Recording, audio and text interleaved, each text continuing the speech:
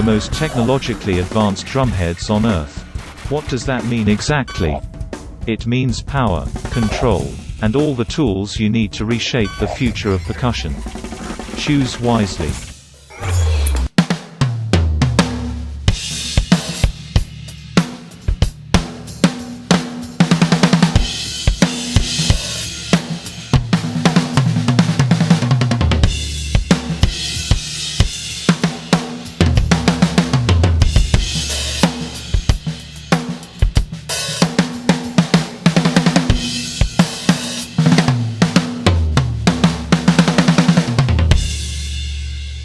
Hey, what's up? It's Jarrad James back with the Drum Rundown. We are at the Exit Inn here in Nashville, Tennessee, one of my favorite venues, and we are here with Kellii Scott of the band Failure.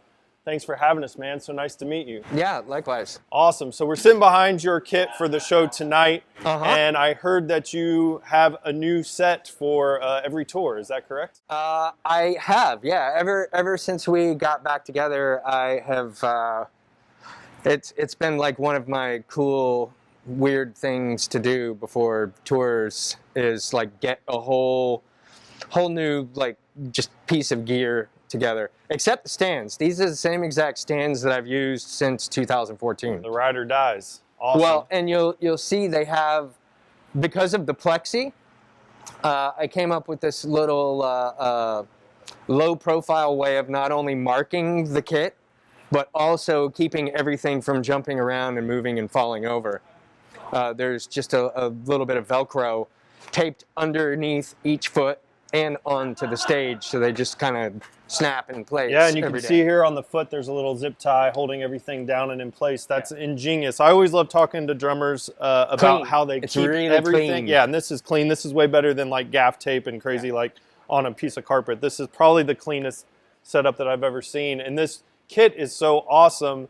What led you to the clear acrylic for this particular tour? One, because we decided we were going to bring back these acrylic stages, and aesthetically thought that would look really cool. And aesthetically, we tend to go with like blacks and whites and grays, like really monochrome. And I mean, they just look really awesome when lights hit them. And it's frankly, I mean, it's a type of kit that I hadn't taken out on any of these tours. I'm running out of options. Yeah. On the last tour, I had a metal kit that Q also made for me that had maple reinforcement rings in them, which kind of cuts down all that crazy overtone you usually get from metal kits, and I absolutely fell in love with it. We actually used it for the last Failure record as well. That's awesome. Definitely like one of my favorite kits to play. But this one was like just purely, it does sound great, especially for an acrylic kit. Traditionally aren't, known for having amazing tone. That's why John Bonham never recorded one, but he played it live because they just look really cool and they have a burst of energy. Like they're the perfect drum for live. Like they really transmit what you're putting into the drum. And I think that in turn definitely transmits to like any crowd watching the show. Yeah, and as far as hardware, what do you got going on this kit? All DW. This series, like their low profile stuff, is my favorite stuff. I've used it for like the last 10 years. I was a little leery at first because, especially in live settings, I tend to play really hard. And traditionally the 9000 heavier hardware, I never had to worry about it moving or staying in place or breaking. But honestly, like, I would never go back to that thick, heavy hardware. You can carry an entire drum set of hardware like this. It's a drummer's dream. Not only is it light, but it's super, super durable. I've never had any of these stands fall over. Well, I mean, they're strapped to the stage, so... Well, no, even awesome. When they're not. Like, on all the other tours, I don't strap them because we haven't used plexi stages. Like, they never move. I never have a problem with them. That's awesome. So that, and I'm using the DW MFG machine pedals. I had them make me, actually, one of these low-profile stands with the same pedal as my kick pedal on there, the sort of graded gray with the holes in it, just because I'm a little OCD and I kept looking at two different pedals and it just didn't look right. in my inner head. Yeah, that's a super slick design and a super slick look. So how did they modify that specifically for your hi-hat? Because I know you kind of do a lot of things with, you know, 16th notes and stuff. Did they kind of modify that a little bit? For one, they had to reinforce it a little bit because the pedal that comes on these, they're a little bit smaller and lighter and lower profile. So they fit this smaller hardware really well. So they had to put a little thick vulcanized rubber plate underneath it just for some support. And they put a bigger spring inside of it. So I could, not only the pedal sticks up a little bit higher, I have a little bit more adjustment on it.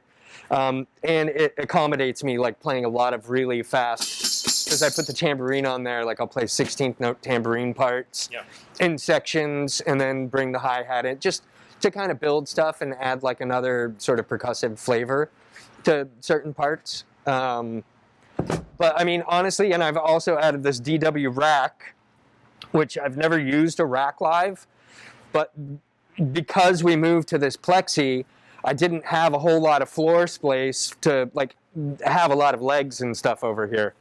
So I decided to put all of this sort of accessory stuff on like a really low profile DW stealth rack, which is, I mean, amazing. It's so solid. I don't even have to nail it down like all these other stands. It just sits in place and doesn't move. Let's talk about what's on that accessory rack. So you have, I see some like hand percussion and stuff. There's, I keep my percussion stuff here just so I can easily grab it for parts in songs. We're in this set, we have definitely a couple more songs where, you know, I'll be playing percussive parts with one hand for maybe just a part or two, and then I'll throw it on the floor and go back to sticks. There's one song where I actually use a mallet in the left hand with snares off and a maraca in this hand, and the tambourine hi-hat counting 8th notes. These guys I incorporated because in the past I've had a little bit of trouble when I play, like my sticks come really, really close to my ears. And I've actually hit the back of my ear and knocked my ears in the audience before, which is like pretty freaky. I don't know if any of you have ever played with one ear, especially in the middle of a live set. It's very, it really kind of F's with you. Yeah. It's not a you cool. Say disorienting is like not enough of a word. It's not a cool feeling, especially when you're like right in the middle of like being super, super focused. Then all of a sudden, like all of that, super disorienting, and it's completely taken away from you. It's a terrible feeling. Yeah. So I incorporated those because they're, you know, they're like the guys with planes use them, and they have a dual effect where they really compress the drum sound in your head, and it just sounds amazing. Yeah. It's like everything is a Bonham song. Nice. Yeah. And what is the little module here? We've got the Roland SPD SX, which we're basically just using it as a sample pad. Okay. We've got MIDI going out, and it runs over there to main stage, is where all the sounds that I'm playing come from. Like this pad right here goes into there, and there's a sound from main stage assigned to this. This has got, I play a couple like noises and segues and things like that just to kind of keep the set going when there's longer sections with tunings and things like that.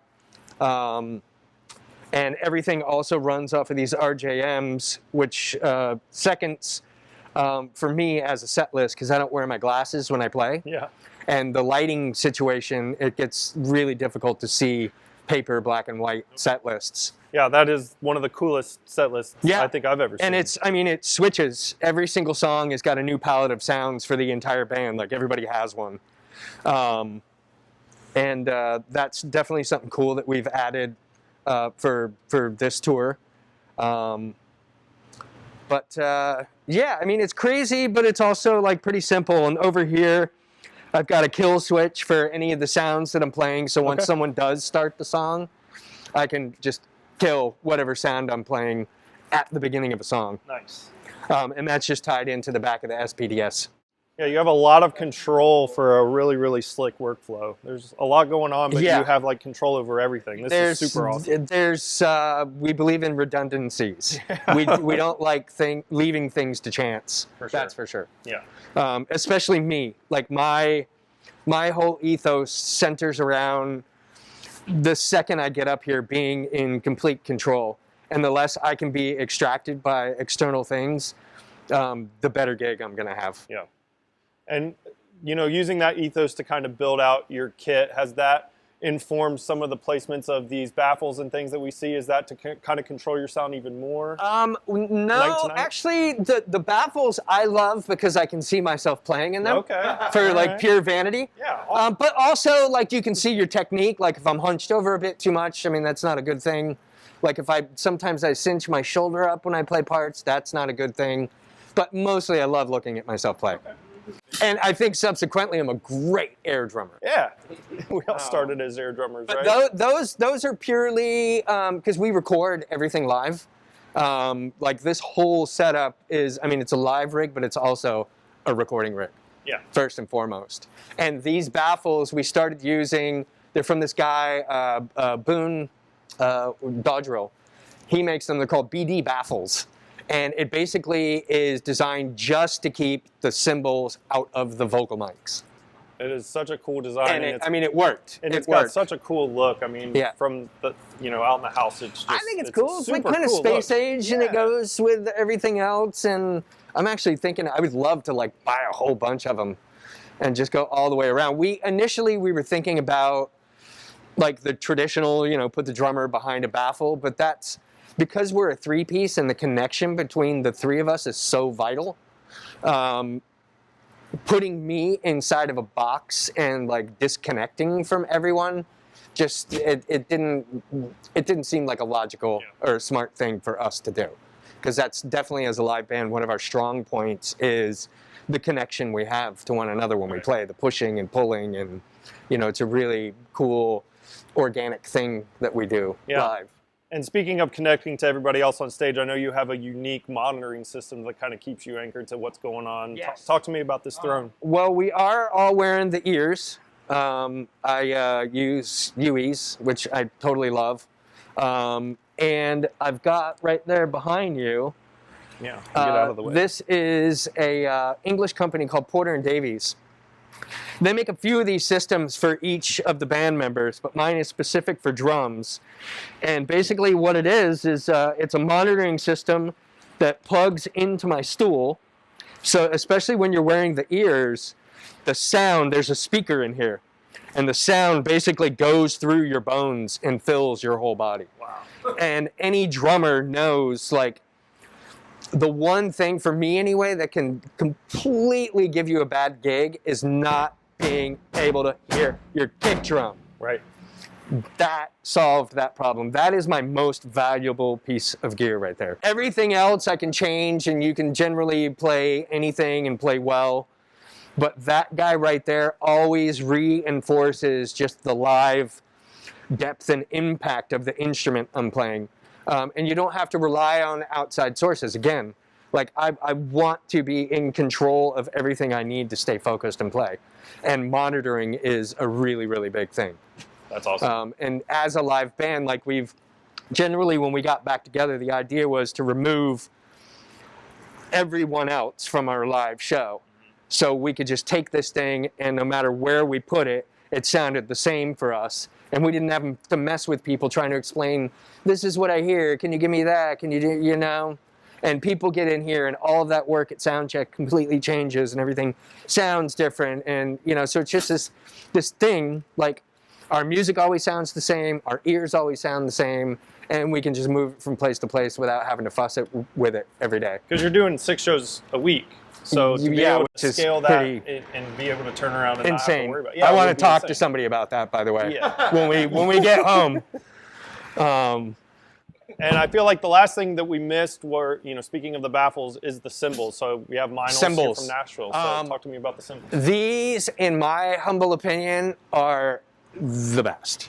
The best. They have a line of cymbals for absolutely everything I need.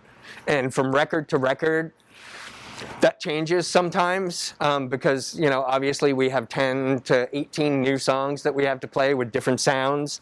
And they always like provide me with a very small setup that generally will reproduce everything that we've done over the course of the last 30 years. without having to add like 10 more cymbals. There's their traditional Byzance.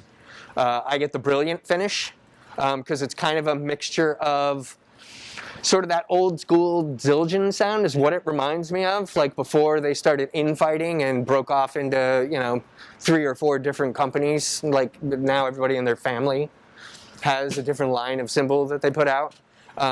They're super warm, they're super expressive. I get them with the Brilliant finish so I can articulate these parts, but also when I smash on them, they have a nice warm in the middle sort of crash to them so it doesn't cloud everything up. This guy right here like reminds me of they're using a new alloy for this series. Kind of reminds me of like some of the vintage John Bonham pasty stuff. Like it's super, super musical. You know, and you see it's got a long decay. The thing I like about it is when I hit it really hard, it's got a very short decay. Yeah, okay. So it kind of acts, all of these sort of act as 2 cymbals, except for this one is, it's short decay, really pops, it's for transitions. Okay, yeah. You know, from just going from one part to the next. If it's a slower song and I want to, you know, a cymbal to go over the 2 parts a little bit more, I'll use one of these bigger guys. All right, and hi-hats? I've always used these, the mediums, the medium Byzance. It's kind of the little brother to this guy, and this guy. But these are both Brilliant finish. This has their traditional finish on them. And what are your sizes? 14s. Sometimes I use 15s. This is a 18 Brilliant medium crash. 22 Brilliant traditional ride. And 20 pure sound Meinl.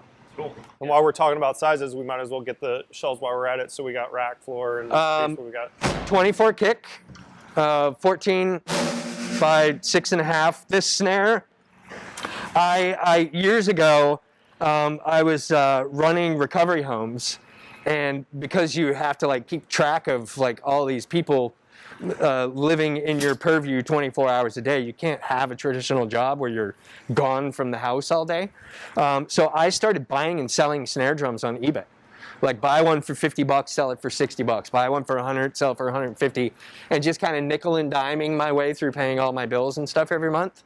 But one of my scores was I got this drum. I got another one made by whoever made this drum. I have no idea. There's no markings. Yeah. No idea who made it. That's wild. I have used no other snare live for the past 12 years. It's so unique. I mean, this thing, it's the coolest. It's finish I've nickel ever over seen. steel. It's a knurled shell. I even had, when DW and Gretsch got together, the only other time I've seen this knurled shell was they have a knurled steel shell that they make that I've always thought was awesome. So I had them make me one of these just in case anything ever happened to this. Yeah.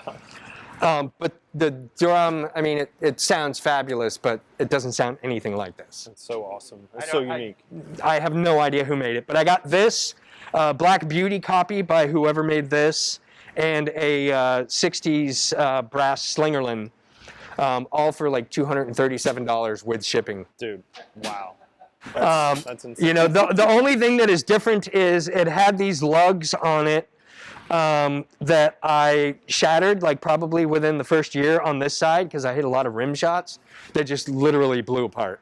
And a friend of mine had these lugs sitting around, so he put these on there, and they've been on here for, I don't know, probably like 9 years, 10 years now. Really slick looking snare. You bring other snares along with you as backups? Yeah, I have a Ayotte Keplinger over there.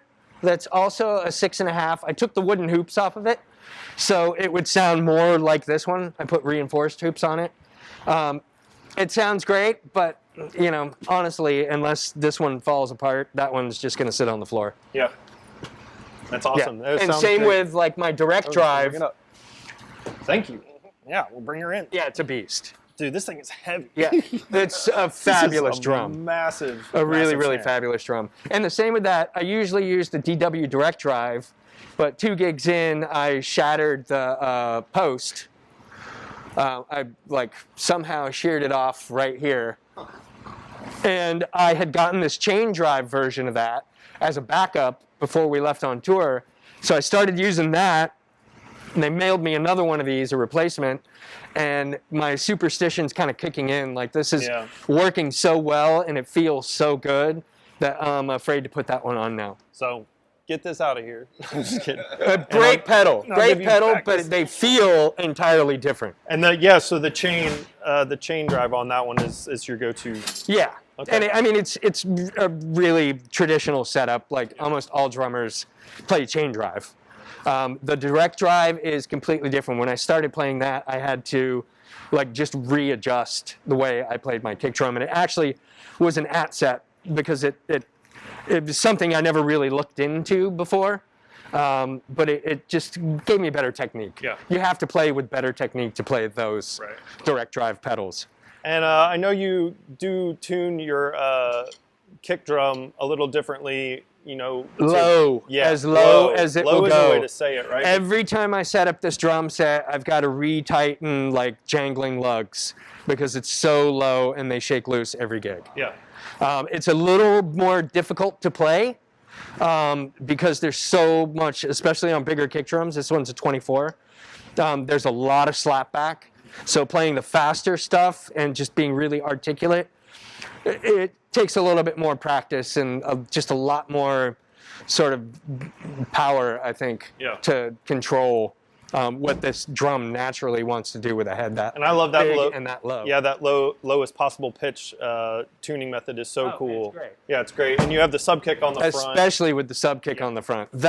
This combo produces like, I think, what the Germans were looking for in World War II wartime, where they could just blast that on a battlefield and everyone would collapse, shitting in their pants and go home for the day. Cool. Well, but then we have the 13 with the CS, and I've got it equipped with, I don't know if you can get in on this, it's called a Guager rim. It basically clips onto the bottom of the tom, so you mount the rim part in the stand. That way it never deadens your tom. Your tom just floats on top of it, and it keeps it nice and wide open with a good long ring. That is very cool. They're amazing. They're out of Arizona, I think, or now they're in Las Vegas.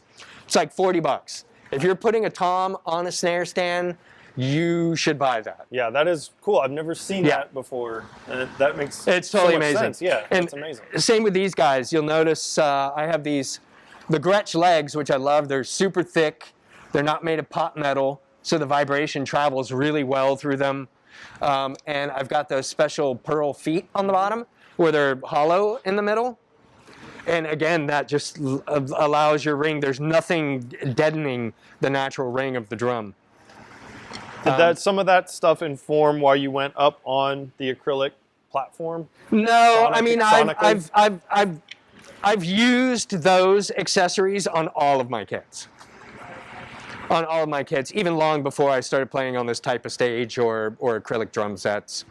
They're just an asset to any drum you mount on them. Well, thank you so much for having us today. Again, Jarrad James with the Drum Rundown. We're here with Kellii Scott of Failure. Yeah. Play us out, man. I'm smiling under here. Behind the mask. Let's hear you play these things again. All right.